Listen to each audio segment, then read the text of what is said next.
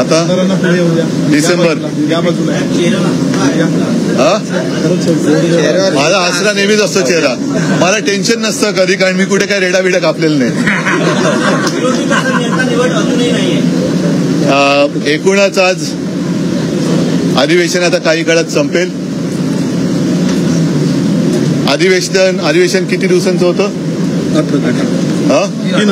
3 आठवड्याचं होतं. या 3 आठवड्याच्या अधिवेशनात अनेक विषय मांडले गेले.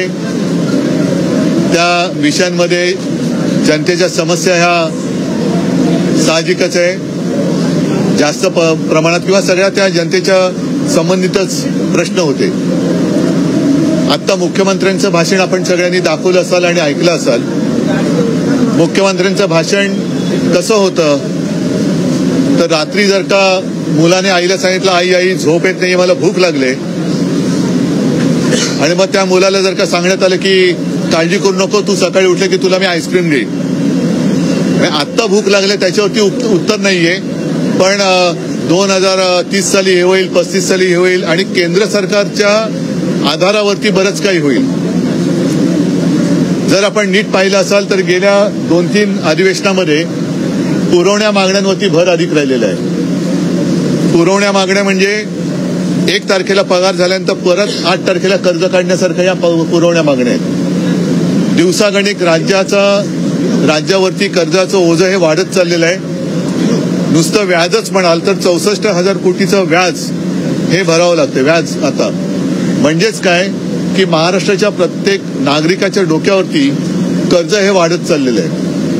हे फेडणार कसं, त्याच्यासाठी उपाययोजना काय, कर्ज कमी कसं करणार, जाहीर केलेल्या योजना कशा राबवणार, शेतकऱ्यांना हमीभाव कधी देणार, त्यांना कर्जमुक्त कधी करणार, लाडक्या बहिणी असतील, लाडके भाऊ असतील, इतर काही गोष्टी असतील, हे सगळे विषय हे अनुत्तरित राहिलेले आहेत. दिवसागणिक महाराष्ट्रामध्ये गुन्हेगारी वाढते, महिलांवरती अत्याचार वाढत आहेत. कालच आपल्याला माहितीये, मी निघत असताना त्याच्या काही मिनिटं आधी विधान भवनाच्या परिसरातच मारामारी झाली. त्याबद्दल काल सुद्धा मी नाराजी व्यक्त केली. आज त्याच्यावरती विधानसभा अध्यक्षांनी उच्चस्तरीय समिती नेमलेली आहे.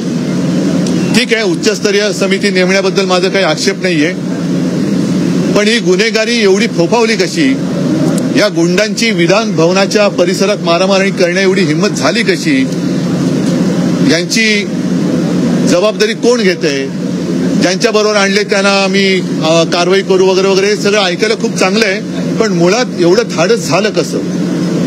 आणि मला असं वाटतं की याचं कारण एक आहे की गेल्या काही वर्षांमध्ये सत्तेच्या हव्यासापायी गुन्हेगार गुंड प्रवृत्तीचे, मग त्याच्यामध्ये काही मोकाचे असतील, काही कुठले आरोप असतील, ज्यांच्यावरती अगदी भारतीय जनता पक्षानेच दाऊदचे साथीदार असल्याचा आरोप केला, इक्बाल मिर्ची बरोबर व्यवहार केल्याचे आरोप केले गेले, दाऊदच्या कोणत्या तरी माणसाबरोबर त्याचे धागेदोरे होते असे आरोप केले गेले, आमच्याकडे काही असणाऱ्या लोकांबरोबर सलीम कुत्त्याचा संबंध जोडला गेला, आणि त्यांच्याकडे म्हणजे ही यंत्रणा जी वापरली जाते ती एक तर तू भाजपात ये नाही तर तुरुंगात जा.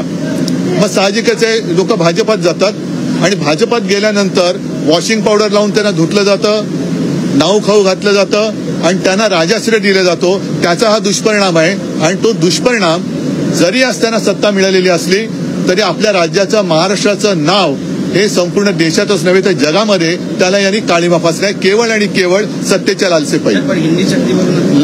हिंदी सत्य आणि आता सत्तेची लालसा त्याच्यात काही येत नाहीये. तर सत्तेची लालसा म्हणून हे गुन्हेगारांचं राजकीयकरण चाललेलं आहे, आणि याला मी राजकारण मानायला तयार नाहीये. आपल्याकडे राजकारण हा शब्द आहे, तसा एक समाजकारण हा शब्द आहे. मी याला सत्तेचं माझकारण हा शब्द वापरतो. हे माजलेले आहेत. मग ती चड्डी बनियन गँग असेल, मग ते कॅन्टीनमध्ये बॉक्सिंग करणारे असतील, यांना बॉक्सिंगच्या रिंगमध्ये उतरवा ना. मग ते माईक टायसन वगैरे नावं तुम्ही ऐकली असतील, त्यांच्यासमोर या बहादुरांना उतरवा. गळ्यात नुसते वागणं किंवा ते दात घालून फिरतात, त्यांचे दात नाही एका बुक्क्यात पाडले त्यांनी बॉक्सरनी, तर मग त्या बोलक्या दातांनी इकडून दादागिरी करून दाखवावी. ते गोरगरिबांना बॉक्सिंग करणारी लोक हे सगळे कसे मातले, कोणी वाजवले, यांना काही जाब विचारण्याची हिंमत कोणामध्ये आहे की नाही, याचं काहीच उत्तर नाहीये. शेतकरी आज एक डोळे लावून बसला होता की मला हमीभाव मिळेल, 1 रुपयात पीक विमा योजना जी होती ती बंद झालेली आहे. त्याच्यात आणखीन काय म्हणजे त्याच्यात घोटाळा झाला हे मान्य केलं गेलं, ती रद्द केली गेली. आता नवीन घोटाळ्याची योजना आणली. 3,000 कोटीची चोरी त्या तिथल्या उन्नत मार्गामध्ये सुप्रीम गायमुख घोडबंदर सुप्रीम कोर्टाने चोरी पकडली. 3,000 कोटीची चोरी पकडल्यानंतर कोणाच्या खात्यात ते झालं त्याच्यामुळे चोर कोण स्पष्ट आहे. तरी तो चोर शिरजोरगी करून सगळीकडे फिरतोय, टर्रेबाजी करतोय. म्हणजे हे याला काय कायदा सुव्यवस्था तर सोडून द्या, राज्यकारभारच होत नाहीये. म्हणजे मला तर एकदा असं वाटतं की जर का विधिमंडळात किंवा विधान भवनाच्या परिसरात गुंडागर्दी होत असेल तर मग या राज्यात राष्ट्रपती राजवट लावावी का? एवढी गंभीर परिस्थिती आज निर्माण झालेली आहे. ते असे अनेक विषय होते, त्याला कोणतेही समाधानकारक उत्तर मुख्यमंत्र्यांच्या भाषणामध्ये मिळालेलं नाही. म्हणून मी त्या भाषणाचं वर्णन स्वप्नरंजन गुटिका असं करतोय की रात्री मुलांनी जर का त्यांना सांगितलं की मला झोप येत नाही, भूक लागले, तर त्याला मुख्यमंत्र्यांनी सांगितलं की काळजी करू नको, सकाळी उठल्याबरोबर तुला मी आईस्क्रीम देतो. अरे पण आता झोप नाही, त्याचं काय? तर हे असं सगळं आहे. आणि हा असा सगळा कारभार बघितल्यानंतर शेवटी विरोधी पक्ष नेता तो सुद्धा त्यांनी खरं आता दुसरं का तिसरं अधिवेशन आहे, 5वी बहुमत असताना सुद्धा तुम्ही विरोधी पक्ष नेत्याला घाबरता का? तुम्ही करा ना, मांडू द्या ना प्रश्न. आज सुद्धा आम्ही मांडतो, उद्या सुद्धा मांडू. पण विरोधी पक्ष नेता हे मी परत सांगतो की अल्पमतातलं सरकार आपल्या देशात स्थापन करता येतं, पण केवळ असे कुठलेही संकेत नसताना देखील संख्याबळाचे एक निमित्त दाखवत आहेत जे नाहीये, ज्याचं उत्तर मला वाटतं भास्कररावांकडे ते अधिकृत आलेलं आहे. तरी देखील विरोधी पक्षनेता हे अजून जाहीर केलं जात नाही. ह्या कारभाराला कसं स्वीकारायचा हा मोठा प्रश्न आहे. व्यक्ती स्वातंत्र्य आहे, त्याच्यामुळे तसं ते बोलू शकतात. आणि आम्ही त्रिभाषा सूत्र कोणत्याही भाषेचा आम्ही द्वेष करत नाही, पण कोणत्याही भाषेची आम्ही सक्ती होऊ देणार नाही म्हणजे नाही. ते म्हणतात की ठाकरेंच्या कॅबिनेटनं अहवाल स्वीकारला होता, तो कागद पुढे तुम्ही सही पण केली होती असं म्हणतायत. 1ली ते 12वी हिंदी सक्तीचा अहवाल कॅबिनेट समोर आला होता तुमच्या. म्हणून माझं मत प्रामाणिक असं आहे की हिंदी सक्ती करण्याच्या आधी मुख्यमंत्र्यांनी मराठी नीट शिकावं, मराठी वाचायला नीट शिकावं. मी मराठी नीट वाचून दाखवतो. 27 जानेवारी 2022 त्याचा हा मी मुद्दाम तो कागदच घेऊन आलेलो आहे. राष्ट्रीय शैक्षणिक धोरण 2020 धोरण अंमलबजावणीसाठी मुख्यमंत्र्यांच्या अध्यक्षतेखाली कार्यगट. राष्ट्रीय शैक्षणिक धोरण 2020 संदर्भात स्थापन केलेल्या डॉक्टर रघुनाथ माशेलकर समितीच्या कार्यगटाचा अहवाल मंत्रिमंडळ बैठकीत आज सादर करण्यात आला. म्हणजे स्वीकारण्यात नाही, सादर करण्यात आला. सादर करणं आणि स्वीकारणं याच्यामध्ये एक बारीकसा फरक आहे. तो चांगल्या शिक्षकाकडनं मुख्यमंत्र्यांनी मराठीत समजून घ्यावा. त्यावर या धोरणाच्या अंमलबजावणीसाठी मुख्यमंत्र्यांच्या अध्यक्षतेखाली कार्यगट स्थापन करण्याचा निर्णय घेण्यात आला. म्हणजे तो अहवाल वाचून त्याच्यावरती काम कसं करायचं याच्यासाठी कार्यगट स्थापन करण्यात आला.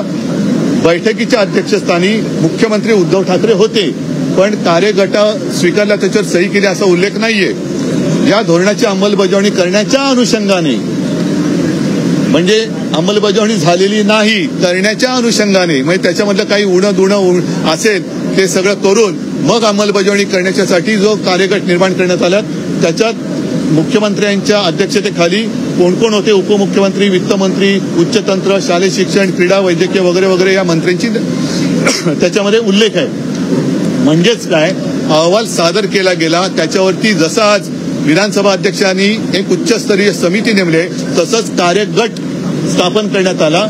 आणि कार्यगटाची एकही बैठक झाली नाही, कारण त्याच्यानंतर माझं सरकार यांनी गद्दारी करून पाडलं. मग 3 वर्ष का झोपा काढत बसलात? आणि जर का मी हिंदी सक्तीवरती सही केली असेल असं त्यांचं म्हणणं असेल तर मराठी रंगभूमीचं दालन रद्द करण्यावरती तुम्ही का सही केली? मराठीचं रंगभूमीचं दालन जे मी चौपाटीवरती उभं करण्यासाठी सगळी मान्यता वगैरे त्याच्यावरती मी सही केली होती, ती सही का ना मग तुम्ही आणत? मराठी भाषा भवनाचं काम कुठपर्यंत आलं? माझ्या हस्ते भूमिपूजन झालेलं, अजित पवार होते, त्याच्यानंतर परत काहीतरी केलं, पण पुढे काय? म्हणजे ही सगळी थातूर मातूर उत्तर. आणि खरं म्हणजे मुख्यमंत्र्यांकडनं मला एवढ्या खोट्याची अपेक्षा नव्हती.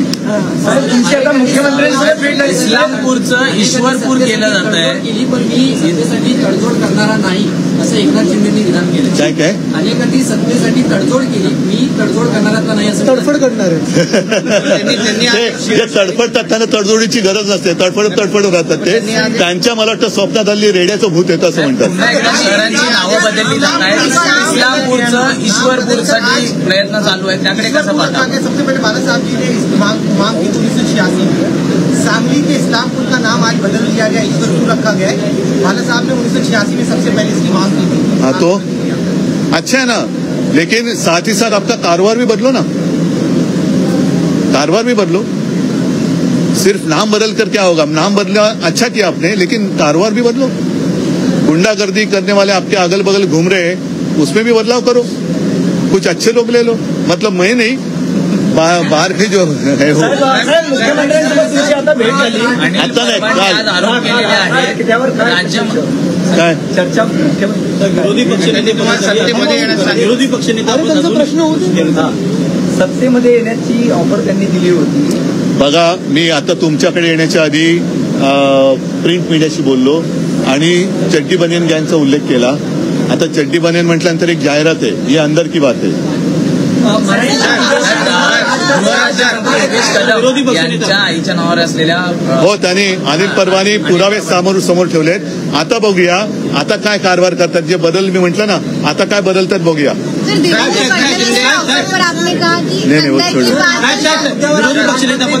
अरे आता असं आहे ना, मी तेच म्हणतोय की कोणी कोणाला भेटू नये असं आहे का? आणि मी भेटलो ते सर्वांच्या समोर भेटलेलं आहे.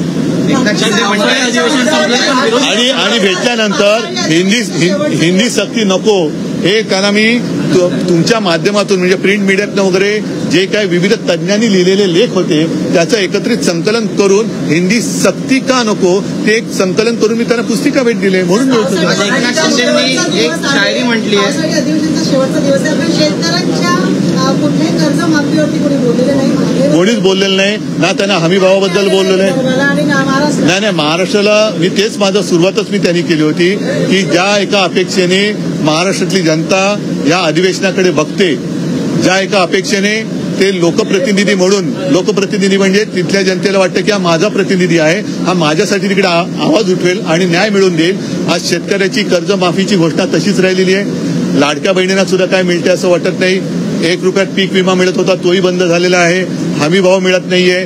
उलट मध्ये मी पेपरमध्ये पाहिलं होतं की शेतकरी एवढा कर्जामध्ये डुबलाय की त्याला शेत नांगराला बैल सुद्धा हे गहाण टाकावे लागत आहेत आणि त्याला ते नांगराचं जोखड स्वतःच्या खांद्यावर घेऊन नांगरावं लागतंय आणि त्याने नांगरलेलं ते धान्य आपण बेशरमपणाने खातोय आणि तो मात्र तडफडतोय. हे सगळ्यांसाठी लज्जास्पद आहे. विरोधी पक्षनेता नियुक्त करण्यात आले नाही विधानसभेत. मी बोललो ना आता त्याच्यावरती. वेळ येईल म्हणजे नाही वेळ केव्हा येईल? जेव्हा निवडणुका लागतील तेव्हा.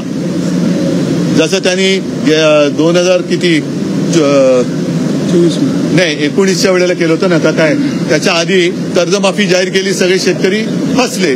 मी तसं नव्हतं केलं. मी माझ्या मुख्यमंत्री काळाच्या पहिल्या नागपूरच्या आणि माझं एकच अधिवेशन झालेलं नागपूरला मुख्यमंत्री म्हणून, त्या पहिल्या अधिवेशनात कोणीही न मागता 2 लाखापर्यंतचं पीक कर्ज हे मी स्वतःहून मुक्त केलं होतं. त्याला मी माफ म्हणत नाही, कारण माफी ही गुन्हेगाराला द्यायची असते. मुक्ती मी मुक्त करणारा एवढा कोणी मोठा नव्हतो, पण आपल्या अन्नदात्याला तर 2 लाखाच्या त्या ओझ्याखालनं मुक्त मी केलं होतं आणि तालबद्ध तो कार्यक्रम होता. त्याच्याप्रमाणे मी करून दाखवलं होतं. यांची वेळ ही निवडणुकीच्या तोंडात जसं लाडकी बहीण योजना यांनी आणली आणि नंतर बहिणींची फसवणूक झाली, तसंच हे शेतकऱ्यांची फसवणूक करणार. ठीक आहे, मला वाटतं सगळ्यांना एवढं तेवढं खूप झालं. ठीक आहे, धन्यवाद सगळ्यांना. जय हिंद, जय महाराष्ट्र. पुन्हा भेटू नागपूरला.